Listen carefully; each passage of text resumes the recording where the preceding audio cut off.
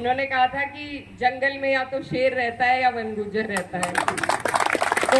आप लोगों का जो जज्बा है, जिस परेशानियों के साथ आप अब भी अपना गुजर बसर कर रहे हैं,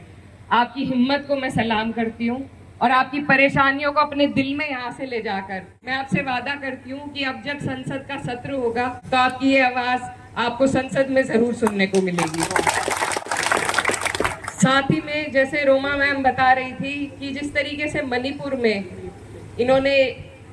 आपस में लड़ाने का काम किया, हमारे लोगों के अधिकारों को छीनने का काम किया, तो मैं ये भी कहना चाहती हूँ कि ये जो सारी लड़ाइयाँ आप और हम लड़ते हैं, जो हमारी परेशानियाँ हैं, ये सब कहीं ना कहीं राजनीति से जुड़ी हुई है। चाहे यहाँ पर आर्मी को आपके ऊपर इन्होंने काबिज कर दिया हो या फिर पूंजीपतियों का आपकी जो जंगल की जमीन है वो देने की इनकी मंशा हो, ये सारी चीजें, और चाहे आपकी जो रिजर्वेशन है, मुझे ये भी जानकारी मिली कि यहाँ पर ओबीसी में आप लोगों को रखा गया है, जबकि सही अगर नियम से चला जाए तो एसटी कैटेगराइजेशन होनी चाहिए। लेकिन ये सरकार, आप बार बार देखते हैं कि विपक्ष जातीय जनगणना की आवाज उठाता है, ये जनगणना करना नहीं चाहते, ये किसी को सही अधिकार उनका देना नहीं चाहते। तो ये जो सरकार है, इसकी नीयत सिर्फ पूंजीपतियों के लिए, आपके हमारे लिए है ही नहीं। तो मुझे कई बार कई धरनों में हम गए तो लोग कहते हैं कि राजनीति मत करो, लेकिन मैं ये कहना चाहती हूँ कि हर चीज, आपके हर टैक्स, आपका पानी का, स्कूल का, शिक्षा का, चिकित्सा का हर अधिकार जब सरकार से जुड़ा हुआ है तो राजनीति तो बीच में आनी ही चाहिए। तो इसलिए आप लोगों से मैं ये कहना चाहती हूँ, जितने वक्त से मैं राजनीति में हूँ, होश संभाला है, तो हम जानते हैं कि बेहट के लोग, यहाँ पर ज्यादातर बेहट के लोग मौजूद हैं। आप लोग यहाँ पर भाजपा को तो उठने नहीं देते। आगे भी मेरी आपसे यही गुजारिश है कि 2 साल में यहाँ पर राज्य का चुनाव है और अगर हमारी सरकार बनती है, मैं आपसे वादा करती हूँ कि आपकी ये जो अधिनियम है, वन अधिकार अधिनियम जो 2006 में हुआ था,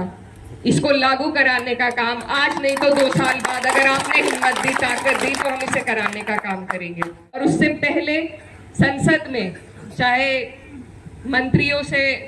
मिलकर बैठकर बात करना हो या संसद में खड़े होकर आपके लिए लड़ाई लड़नी हो, हम किसी चीज से कतराएंगे नहीं। आपकी इसी तरीके से मेरा क्षेत्र दूसरा लगता है, लेकिन मुझे जानकारी है कि मेरे बड़े बुजुर्ग जो यहाँ बैठे हैं, मेरी माएँ बहनें जो बैठी हैं,